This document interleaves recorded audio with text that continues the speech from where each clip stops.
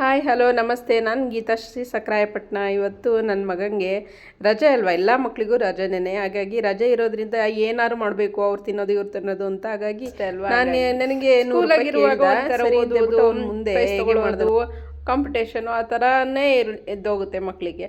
ಹಾಗೆ ರಜದಲ್ಲಿ ಅವರಿಗೆ ಒಂದು ಉತ್ಸಾಹ, ಏನಾದ್ರು ತೊಗೋಬೇಕು, ಅದು ತಿನ್ನಬೇಕು, ಇದು ತಿನ್ನಬೇಕು, ಅದು ತೊಗೊಳ್ಬೇಕು, ಅವ್ನು ಅದು ತೊಗೊಂಡ, ಇವ್ರು ಇದು ತೊಗೊಂಡ್ರು, ನಾನು ತೊಗೋಬೇಕು ಅನ್ನೋದು ಉತ್ಸಾಹ ಇರುತ್ತೆ. ಹಾಗೆ ಬಂದು ನನ್ನ ಮಗ ನನಗೆ 100 ರೂಪಾಯಿ ಕೊಡು ಮಮ್ಮಿ ಅಂತ. ಏನಕ್ಕೆ ಬೇಕಪ್ಪ 100 ರೂಪಾಯಿ? 100 ರೂಪಾಯಿ ದುಡಿಯೋದು ಎಷ್ಟು ಕಷ್ಟ ಗೊತ್ತಾ? 100 ರೂಪಾಯಿ ಕೇಳ್ತಿದ್ಯಲ್ಲ ನಿಂದು, ಸುಮ್ಮನೆ ಬೇಜಾರು ಮಾಡ್ಕೊಂಡು ಕೂತಿದ್ದ.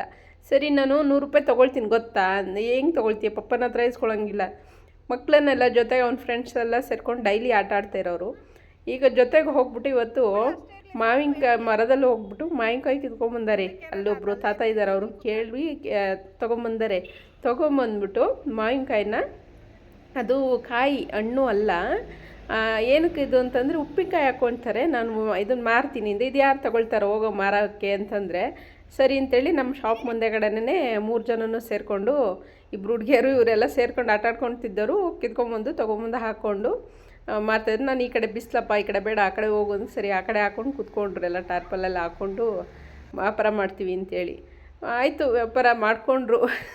ಹಾಗೆ ಒಬ್ಬೊಬ್ಬರು ಜನ ಬಂದು ತೊಗೊಂಡ್ರು, ವ್ಯಾಪಾರ ಆಯಿತು. ವ್ಯಾಪಾರ ಆಗಿ ಒಂದು 50 ರೂಪಾಯಿನೋ ದುಡ್ಡು ಸಿಕ್ತು ಅವರಿಗೆ ಹತ್ತತ್ರ.